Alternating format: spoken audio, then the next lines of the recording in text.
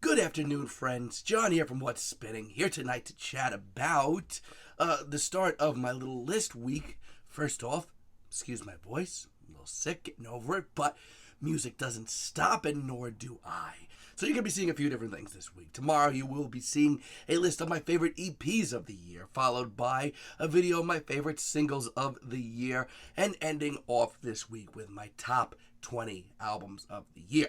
But we're mature adults here. To get through the good, you gotta go through the bad.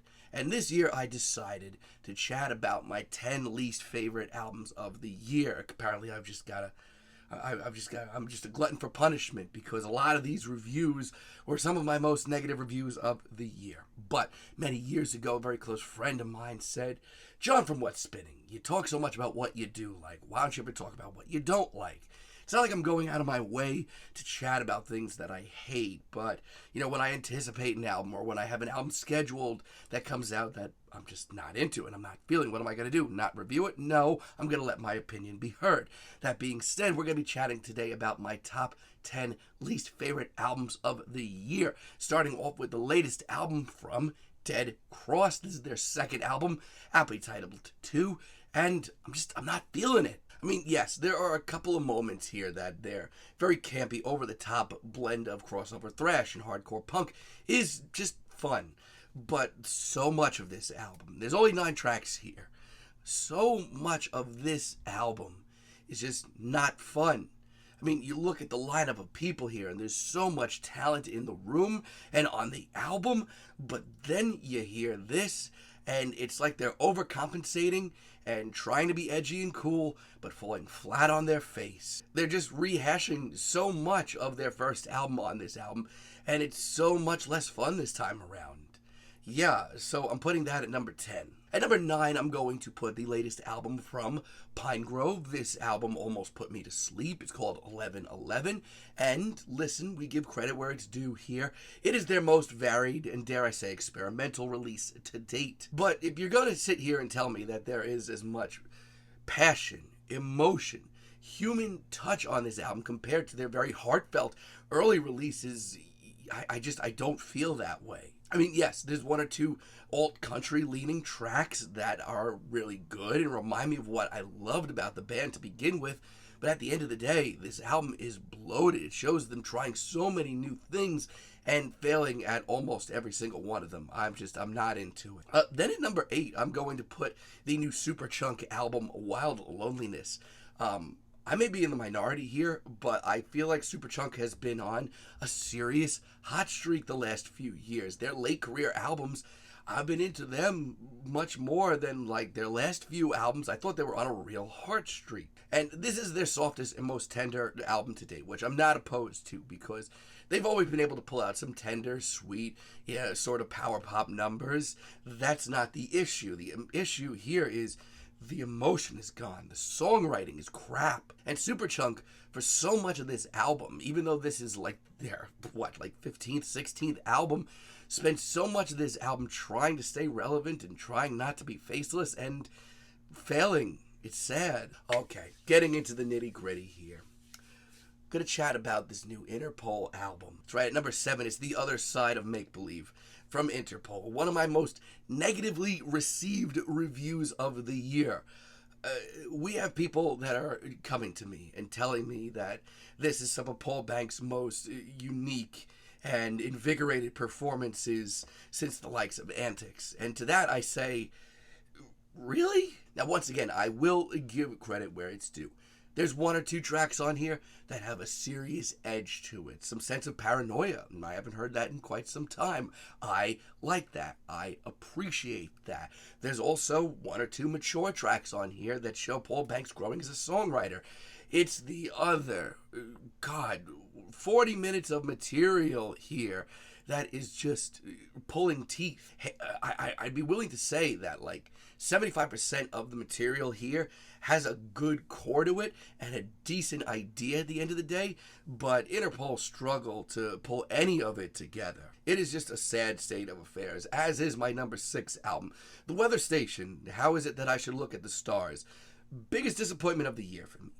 You know, the weather station with Ignorance took me off guard and put together one of the most poignant, very current, very just invigorated folk and chamber folk albums with a strong message and incredible performances.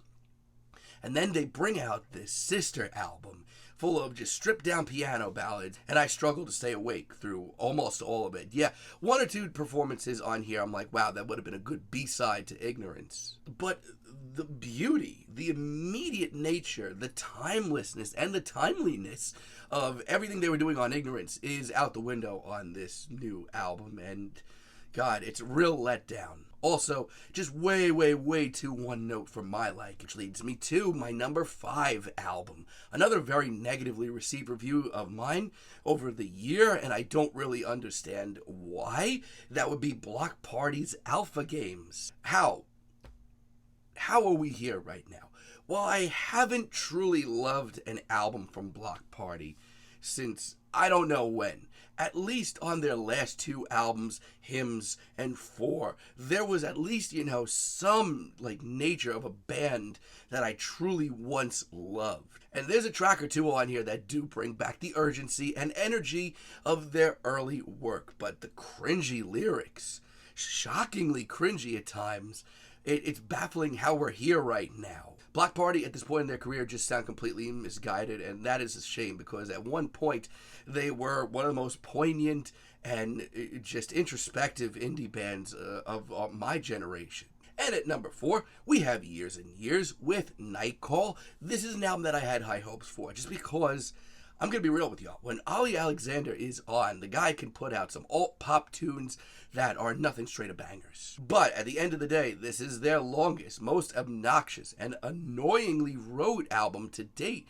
God, some of these tracks that are leaning in the more kind of steamy, sexy direction should have been left on the shelf. Yuck. Put on top of that some cleaner production than ever, and honestly, I'm so over the act by now. And at number 3, I'm going to put Post Malone with 12 Carat Toothache, and once again, I will give credit where it's due, because some of the guests on this album, shockingly to me, actually brought out some of the best in Posty. I'm looking at you, The Weeknd. I'm looking at you, Doja Cat. I'm looking at you, Gunna, who I have never enjoyed a track from ever. Also, I want to point out the massively depressive nature of this album when it hits is something that I want to hear so much more from Posty at the end of the day, because that's good. But Post singing has took a huge step back. His songwriting has took an even bigger step back. The production on this album sounds demo quality at times. I think it's the worst thing Post has done